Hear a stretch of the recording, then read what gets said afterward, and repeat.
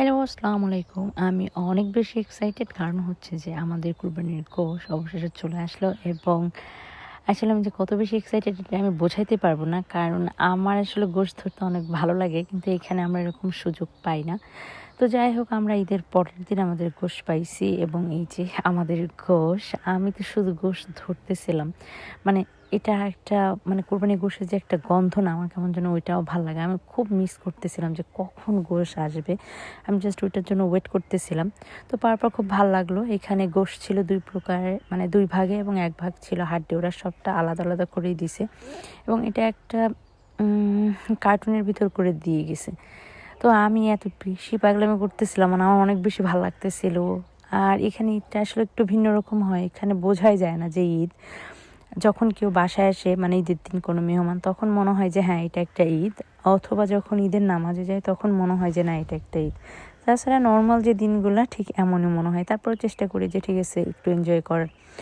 তো যেহেতু ঈদের পরের দিনই দিছে ওরা আমাদের কলিজা দিছে, অনেক সময় দেয় না, এবং এটা ছিল জিহ্বা। দেখেন কত বড় গরু যে তার কিছু অংশ জিহ্বা আমাদের দিছে, কলিজা পরাণ সব কিছুই দিছে। আর এই কার্টুনে করে আমাদের এই সলিড গোশত ছিল এবং যেগুলো হাড্ডি ওইটা ছিল আর একটা হাত ব্যাগে, এবং গোশতটা অনেক বেশি ভালো ছিল। গরুটাও হয়তো অনেক বেশি ভালো ছিল। আমরা কিন্তু এখানে গরুটা এরকম দেখতে পাই না, এবং কুরবানির মেইনলি গোশত পাওয়ার দেরি হওয়ার যে কারণটা সেটা হচ্ছে যে দেখা যায় যে একটা নির্দিষ্ট জায়গায় কুরবানি হয়। লন্ডনে কিন্তু রাস্তার পাশে বা খোলা জায়গায় কুরবানি করা যায় না। সব কুরবানি করতে হয় একটা লাইসেন্স প্রাপ্ত একটা নির্দিষ্ট জায়গায়। তাই অনেক সময় দেখা যায় যে অনেক মানুষ কুরবানি দেয়, যার জন্য সময় বেশি লাগে।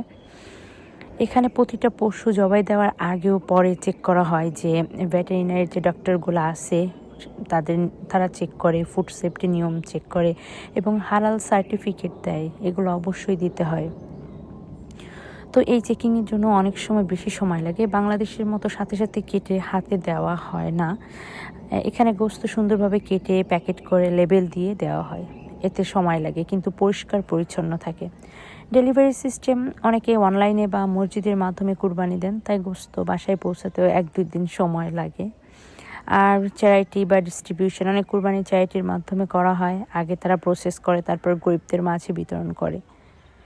তো লন্ডনে যে কুরবানিটা হয় এটায় কোনো তাড়াহুড়ো নেই, আছে নিয়ম, নিরাপত্তার সিস্টেম। তবে এখানে সবথেকে মজার বিষয় হচ্ছে যে এটা যখন পাওয়া যায় তখন একটা মানে আমরা তো নর্মালি ফ্রিজে রাখা গোশ খাই, এটা খাইলে একটা পুরা মানে টাটকা টাটকা একটা ভাব পাওয়া যায়, যেটা অনেক বেশি আর কি ভালো লাগে এবং আমরা এটাকে অনেক বেশি এনজয় করি। তবে ভেড়া দিলে দেখা যায় যে সেই দিন বা তার পরের দিন পাওয়া যায়, কিন্তু গরু দিলে ২-৩ দিন সময় লাগে। কিন্তু আমরা কেন জানি খুব তাড়াতাড়ি পেয়ে গেছিলাম। এটা আসলে অনেক বড় একটা ভালো বিষয় ছিল আমাদের জন্য, এবং এটা আসলে অনেক এনজয়ের একটা জিনিস। কুরবানি না হলে মনে হয় যে আসলে এটা কোনো ঈদই না। তো আমার অনেক বেশি ভালো লাগছে, এই জন্য আপনাদের সঙ্গে শেয়ার করলাম। আমরা সব কিছু প্যাকেট করে রেখে দিলাম। আর যেহেতু এখানে ওরকম গরিব নাই, আমরা কি করি যারা আমাদের পরিচিত আমরা তাদের দিই। এটাই আর কি এখানের কুরবানির নিয়ম, আর এইভাবেই আমরা করি। যাই হোক, আলহামদুলিল্লাহ সব কিছুর জন্য। আমরা আসলে ৪১ কেজির উপরে গোশত পাইছি। তো আমরা প্রায় ৩ কেজির উপরে নিয়ে নিছি আমাদের জন্য। আমাদের সবাই আসলে এরকম খায় না।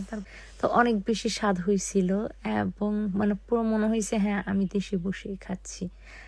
অনেক বেশি খুশি ছিলাম। আলহামদুলিল্লাহ, আল্লাহ সবার কুরবানি কবুল করুক এবং সবার সব কিছু ভালো হোক।